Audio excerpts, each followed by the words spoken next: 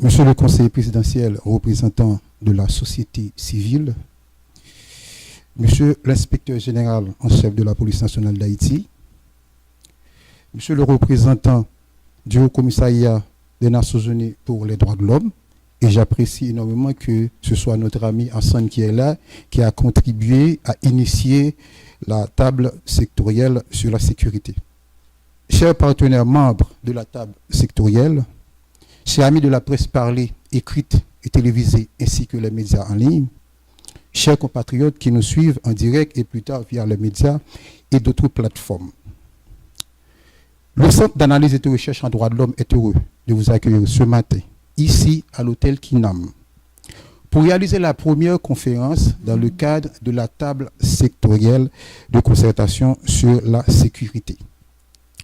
La conférence débat de ce matin va s'articuler sur le thème « Le phénomène Boakale dans le contexte de l'insécurité en Haïti ». Cette série de conférences suivies de réunions mensuelles s'inscrit dans la dynamisation de la table sectorielle sur la sécurité instituée il y a quelques années de cela.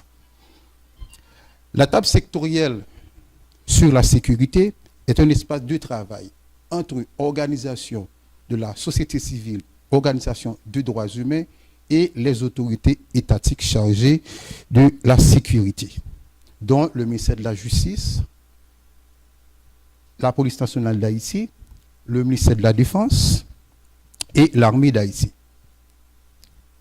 L'objectif de la table sectorielle sur la sécurité est de créer un espace de travail, un mécanisme serein afin que ces deux entités complémentaires, à savoir la société civile, les organisations de droits humains et les institutions étatiques chargées de travailler sur la sécurité, donc c'est de pouvoir créer cet espace, cette synergie entre ces deux entités, toujours dans une dynamique de complémentarité.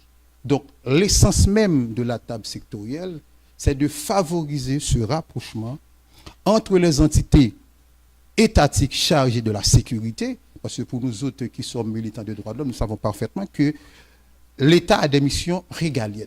Et d'autre part, les organisations de droits humains dont la mission consiste, au terme d'une approche classique, à dénoncer les violations des droits de l'homme. Cependant, dans cette dynamique de complémentarité, eh bien, il faut que ces deux entités travaillent ensemble, puisque la finalité, c'est de pouvoir garantir une société respectueuse des droits de l'homme et des libertés fondamentales.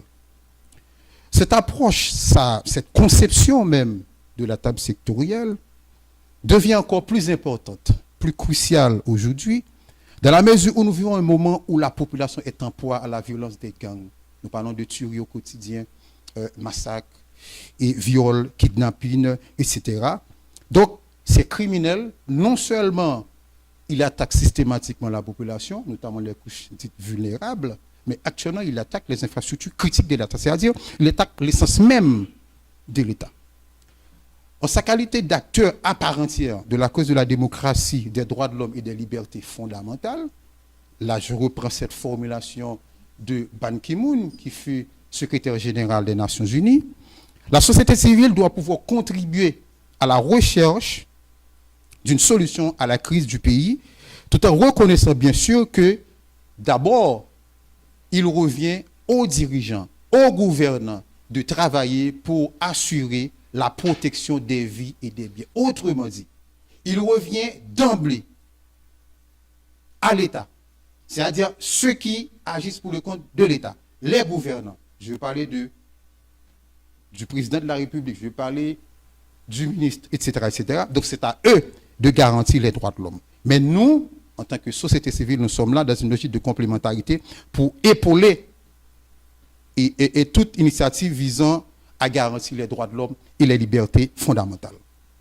Madame, Monsieur, cette première conférence débat sur la sécurité va aborder fondamentalement le Boakale.